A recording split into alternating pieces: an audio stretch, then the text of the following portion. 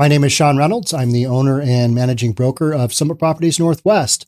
Let's get into net proceeds for seller. Seller comes to you and says, hey, how much money would I be getting out so I can kind of figure out how much I can afford on the other end when I go to buy? Can you tell me roughly how much equity I'd be getting out of my home when I go to sell it? And instead of going, I'm not really sure, this is what you do. All right, so you're going to log in to, let me get you clued in here. You're going to log into the MLS. You're going to click on Financial Tools, and then Financial Tools is going to take you to this section. And we've got sellers. Go ahead and click on Sellers Net Proceeds. The very beginning, I've already kind of filled out some of this. And so I'm going to say, let's say it's a $650,000 sales price. Closing date's going to be 2/4/2024. I'm recording this for you at the beginning of January of 2024. So a month out is about correct. First mortgage balance. All right. So let's go ahead and how much on their first mortgage, how much do they have left? Let's say they've got $100,000 left on their mortgage. Prorated interest. You can calculate that out if you want, or you can kind of just leave that alone. That is not going to have a huge impact on the seller's net proceeds. Prepayment penalty. If there's something in their loan where they are getting out of a mortgage, they're selling the home, that mortgage is going to be retired. If there's a prepayment penalty built in to that mortgage, then you would indicate that. You would need to have the buyer read the mortgage and ask them, hey, do you remember if there's a prepayment penalty? You would put that number in there. If you're not aware of one, leave that blank.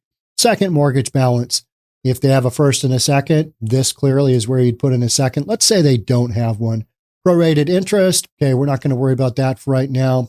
Prepayment penalty and additional payoff. That could be a private loan. That could be something, an additional payoff. There's something, maybe it's for a local utility district payoff. There's something of that nature. That's where you'd put that. All right, so let's go ahead and enter in the real estate commissions. And we're just going to assume that it's a straight 3% and these are total commissions. Let's just say 3% on each side, right? And the buyer side and the seller side.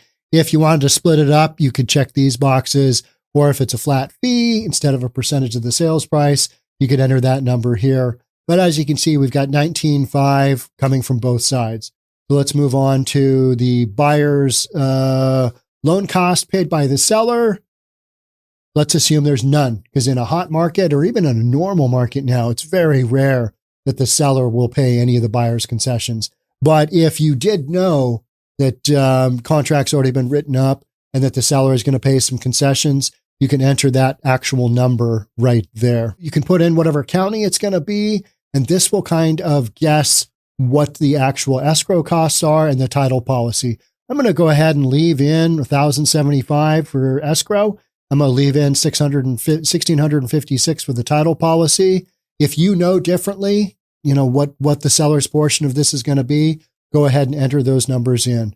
Annual property tax, let's just say for kicks, 1%. So that's going to come up with roughly $6,500. And based on where we are within the month, it's going to go ahead and kind of prorate what that looks like for the first 6 months. And it's going to calculate this out for you. So local excise tax rate, 0.5%. If you know what your actual excise tax is, go ahead and plug that in. Otherwise, we'll just leave that one alone. You've got some other numbers here, but your total excise tax is going to be $10,625.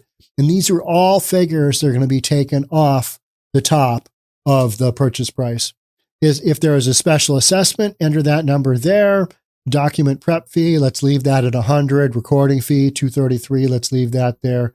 Homeowner's dues, if you know that, go ahead and plug that in. Pest inspection, and that's if the seller is paying for the pest inspection. And any other extra costs would be plugged in right there. All right, so once you've got all of these figures calculated in, at the very bottom, this is going to generate your closing costs. And so on the seller side, that includes, don't forget, that first mortgage. So you've got $100,000 there, and then you've got real estate commissions, excise tax, and all the other fees we talked about. That comes out to $153. So back that number off of $650, and that's going to give you net proceeds roughly of close to $500,000. And that is basically how you do net proceeds to seller. You don't have to be 100% accurate. Be as accurate as you can. Explain to your seller the sections if they really want to know how much money they're getting down to the penny. Let them know, hey, these numbers are as close as you can get. And the more information you have entered in this form, the better. But to get a real accurate number, go ahead and get a net proceeds to seller from escrow when they have all the information from the transaction. But this is a great way of getting a number to the seller and saying, hey, the exception of this, this, and this, which I don't have the numbers 100% dialed in because I just don't know.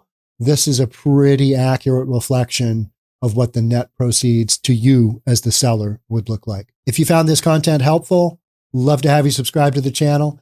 Hit the like for this video. Thanks in advance. We'll catch up with you in the next one. Bye for now.